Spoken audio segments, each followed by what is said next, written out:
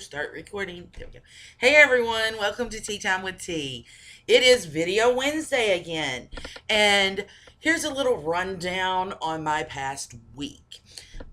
First of all, I'm not going to pick a topic out of the bowl because I've got a couple of things that I need to express some emotions on. Yes. And this is what happened last week.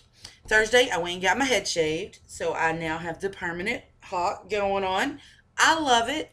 I'm rocking it. You'll notice I look like a reversed raccoon. That comes in the little Saturday bit when I went and visited with my family. We had a fish fry and crawfish, and we sat out in the sun all day. I had my sunglasses on. I got extremely burnt. No makeup today because I'm still putting the lotion on so I don't look like a total lizard. But yeah, I have still some sunburn going on. And this was, Saturday. But Thursday, my roommate and I got the awesome pleasure of taking her future daughter-in-law to find a dress for their informal wedding on Friday that I performed because I'm ordained in the state of Arkansas. And it was hilarious because I'm like the least girly girl ever, but I'm the one who had to go in and help her pick out her clothes. Well, my roommate stayed outside in the car with the baby because she went baby stupid. Yeah. Of course, whatever. But, I did my best. She looked good. She liked what I helped pick out. So, that was a productive day, but tiring because I also made their wedding cake, which, I don't do pretty, I do yummy when I bake. I'm not a cake decorator, but I made a double thick, double layer chocolate espresso cake with homemade chocolate espresso buttercream, and I covered that sumbitch with chocolate chips so it didn't look as ugly. And it was like off the charts good. It was like crazy good. So I did all that and I prepped the stuff for Easter dinner, the sweets that I was taking to the Easter dinner we were to go to on Sunday. Well, Friday morning gets here. The bride and groom show up before either one of us are fucking dressed. We're like, you got to hold your horses.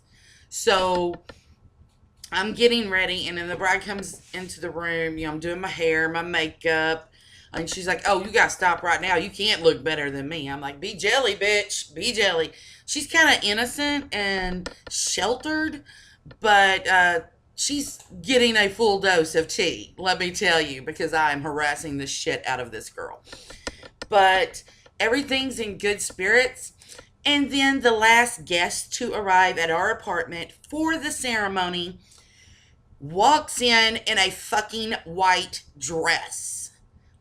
Anybody, even a non-girly girl like myself, knows you don't go to someone else's fucking wedding in a white dress. Even if they're not wearing white. It is just against the wedding etiquette rules. You don't do it.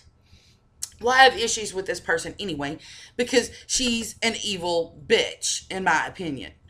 And so, I don't say anything because I'm not going to ruin their day. And they chose to write their own vows. Okay, the bride is 21 years old. She's a young girl in love. She has a lot to say to express her feelings. The bridegroom is 23, and he's a dude. He doesn't know how to express his love feelings other than, the usual dude ways. So, I help him write his vows, and they are a lot shorter than hers because, it needs to sound like a dude wrote them, right? And so, when we get to that point, woman in white dress is standing in a corner to my left taking pictures, and the groom says, "My vows aren't as long as yours." And she goes, "Well, thank God." I whip around on her, and if Luce could kill, the bitch would have dropped dead. She shut up until I went outside to smoke, And then she started little snippy comments to the bride and was being really catty and bitchy. Well, I then, of course, told the groom what was going on because the bride was afraid to, because this is his step grandmother, something, I don't know. And, she was out of respect, not wanting to cause trouble. She's a timid girl. I mean, she also thinks everybody has a nice side. No, I don't. But that's another story. And anyway, so I tell the groom what has went on, what has been said. He is fucking livid. He makes a phone call and takes care of the situation. So at Easter dinner, woman in white doesn't show up. It is a calm, awesome, peaceful dinner. Yes, thank you. That's all we wanted. No drama, good food, good conversations, and nobody there being a snippy little bitch that I'm going to have to jump across the fucking 6-foot table and beat the shit out of. Friday night, we kept the baby. My roommate and I did. And she got really mad at me because I got away with babies. I'm a big girl. I got the, booby belly bounce thing going on. And I've, held a few in my day. And she couldn't get him to go to sleep without a bottle because they're young parents and they're, solution to everything, shove a bottle in its mouth. No. I got the binky, tossed it in his mouth, shoved him against my boob, and bounced 3 times. He was out. Yes, T has the booby belly bounce. Yeah, it works. But my roommate's mother says, no, I did some hocus pocus on him. We don't know for sure what exactly goes on. I just know I can put a baby to sleep. Maybe I'm boring. Who knows? But yeah. And I crochet and I make what is called Grafghan blankets. And it's where I graft pictures into an Afghan. And it's time consuming, but I enjoy doing it. And I've been, sick off and on and working on these projects. I finally got back to work Monday because it was crazy busy with the wedding and Easter and drama and wanting to kill a bitch, so. And a friend of mine is like, well, it's about time. You're almost done with that one. You've been working on it forever. And I'm like, well, wait a minute. I've been sick. My eyes have freaked out. And, I've been busy. Life. Shit happens, right? And I read something yesterday. I'm talking to the same friend. And I read something yesterday and I brought it up to her. I live in Arkansas. She lives in California. And Missouri, there's a senator or representative or something that is wanting to change the way food stamp, people who get food stamps, which is called SNAP now, are able to spend their stamps. They want to regulate what you can buy and what you cannot buy. Okay, here's my problem with this.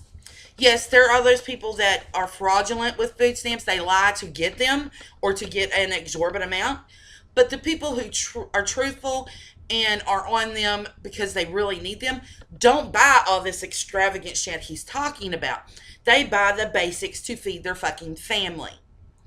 It's the people who get them through fraudulent information or whatnot that are buying the, $20 a pound steak and the crab legs and the lobster and the 1,200 cases of sodas and all of this shit. And, he's wanting to take it where they can't buy sodas or snacks or chips or stuff like that. But if the cost of healthy food was more reasonable, then people could afford to buy the more healthy food instead of the processed junk that, he says is making Americans overweight, obese, fat. No, that is not all that's making Americans overweight, obese, or fat. It is that we as a society have become We feel entitled. We want everything handed to us on a fucking silver platter. Um, we all are screen heads. If it's not in front of a computer or on a tablet or with your phone in front of your fucking face or glued to a TV, we don't know how to entertain ourselves anymore. Because, okay, I'm almost 42. I'll be 42 next month. When I was a kid, TV time was only Saturday mornings from 6 to 10 a.m. If we wanted to watch TV, we got our asses up early. That's it. And then after that, we had to go outside. We had to make up games. We had to read a book, ride our bicycles, jump rope. I mean, I was an overweight kid, but I was active.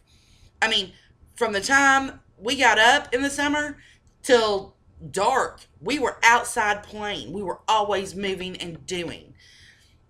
Kids aren't like that today. You have to basically almost beat a child to make them go outside and do something or to use their imagination, because their imaginations are like frozen because they have all these gaming systems and shit. So I don't think the food stamp regulations is the only thing that needs to be fixed. I think we need to fix ourselves.